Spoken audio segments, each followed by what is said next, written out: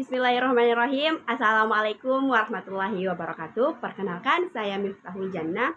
Di sini saya akan memaparkan materi mengenai siklus dinamika pasar dan kompetensi. Dalam hal ini, studi kasus pada brand Samsung. Terlebih dahulu, saya ingin memaparkan sedikit mengenai Samsung. Siapa sih yang tidak kenal dengan brand smartphone pintar ini, yaitu Samsung.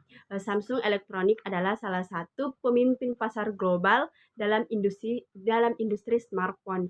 Dia dikenal dengan berbagai banyak produk, misalkan seperti Samsung Galaxy S Series, Samsung Galaxy Note, dan Samsung Galaxy Z Fold.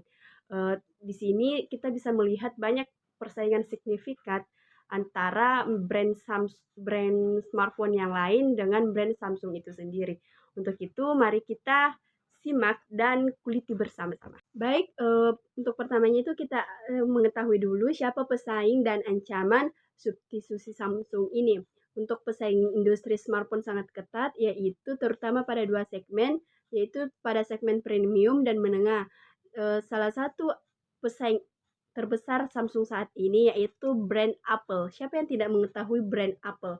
Apple dalam hal iPhone terus menjadi pesaing berat Samsung di pasar premium, memanfaatkan loyalitas pelanggan dan tingginya ekosistem iOS yang terintegrasi dengan baik.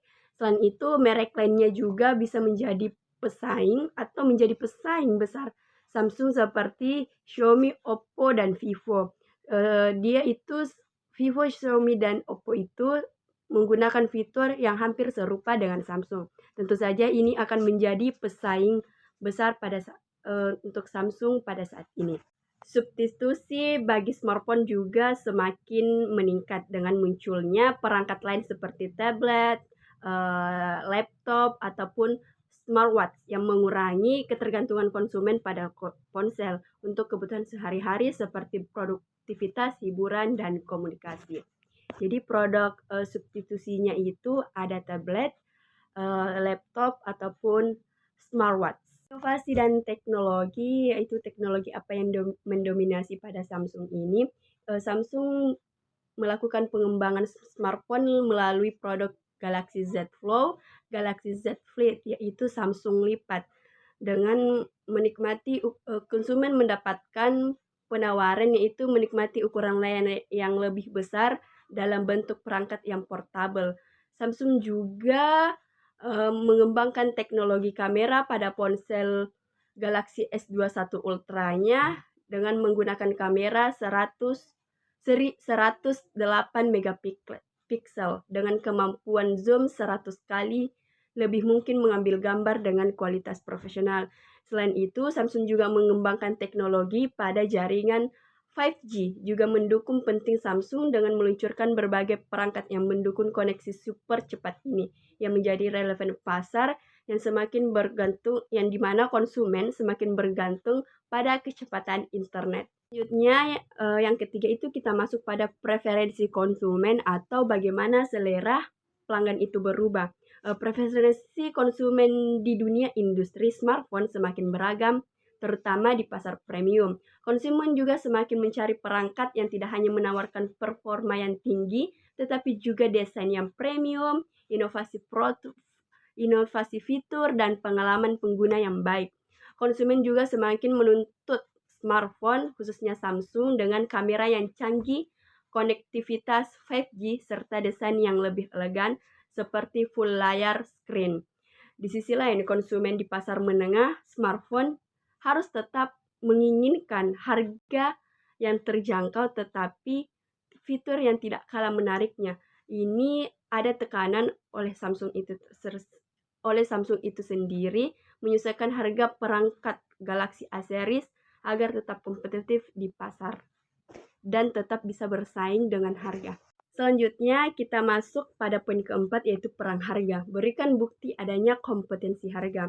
Samsung semakin banyak pemain besar lainnya harus menghadapi perang harga yang sengit terutama di pasar menengah.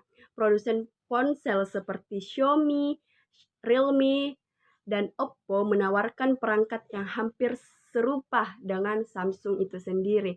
Namun dengan loyalitas kualitas yang sebanding dengan ponsel lainnya membuat Samsung harus menurunkan persaingan pasar yang didominasi oleh pemain dengan harga yang lebih agresif. Samsung juga terpaksa memberikan diskon besar-besaran pada model-model ponsel flagship untuk tetap menarik minat konsumen, terutama pada peluncuran model baru. Selanjutnya, poin kelima, dampak. Siapa yang akan kehilangan pasarnya? Meskipun Samsung menjadi pemimpin besar di pasar, tantangan dari Xiaomi, Apple, dan merek Tiongkok lainnya semakin mengerus pangsa pasar Samsung. Samsung harus menghadapi kenyataan bahwa di pasar premium, Apple atau iPhone yang masih memimpin berkat ekosistem yang lebih kuat dan loyalitas pelanggan yang lebih tinggi. Secara umum kita juga bisa lihat bahwa pada saat ini Apple atau iPhone itu masih memimpin pasar premium. Itu juga menjadi sebuah tantangan atau persaingan pasar antara brand Apple dengan brand Samsung itu sendiri. Untuk menghadapi berbagai masalah atau dinamika siklus persaingan, saya memberikan elemen strategis atau langkah strategis breakthrough untuk Samsung, yaitu fokus pada ekosistem digital yang terintegrasi. Misalkan elemen integrasinya, integrasi perangkat dan layanan. Samsung dapat memberikan layanan pengontrol perangkat rumah atau smart home lewat ponsel atau tablet Samsung untuk menonton konten dari Samsung TV atau langsung dengan perangkat mobile. Yang kedua, layanan berlangganan, yaitu Samsung dapat mengembangkan layanan seperti Samsung Music, Samsung TV, Include Store yang memberikan nilai lebih kepada pengguna, tidak hanya perangkat keras yaitu smartphone. Yang ketiga, pengalaman pengguna yang mulus. Samsung juga bisa membuat pengalaman yang konsisten dan mudah digunakan di semua perangkat Samsung, seperti dari ponsel ke tablet, tablet ke TV, agar pengguna merasa nyaman karena terintegritas atau saling berhubungan satu sama yang lainnya. Dan yang keempat, ada IoT dan perangkat smart home, meningkatkan platform Internet of Things yaitu IoT agar perangkat Samsung seperti smartphone dan perangkat rumah pintar bisa saling terhubung. Mengapa ini breakout atau penting, yaitu yang pertama, mengurangi kebutuhan pada perang harga. Dengan menawarkan pengalaman yang lebih terhubung dengan bernilai, Samsung bisa mengurangi perang harga atau pesaing harga yang ketat. Yang kedua, dapat meningkatkan loyalitas pelanggan dengan yang sudah terbiasa dengan ekosistem Samsung lebih setia karena sulit berpindah ke merek lain. Dan yang terakhir, pendapatan berkelanjutan, yaitu adanya langganan memberikan Samsung super pendapatan yang stabil selain hanya mengandalkan penjualan dari perangkat. Dengan strategi ini, Samsung bisa memperkuat posisinya di pasar, meningkatkan loyalitas dan pelanggan, serta mengurangi tekanan di persaingan harga. Baik, itu saja pemaparan materi yang dapat saya sampaikan pada materi siklus dinamika pasar dan kompetensi, dalam hal ini studi kasus. Lebih dan kurangnya saya minta maaf karena sesungguhnya kelebihan itu hanya datang dari Allah Subhanahu wa taala dan kekurangan hanya datang dari saya. Nun wal qalami wa ma yasturun fastabiqul khairat. Syukron.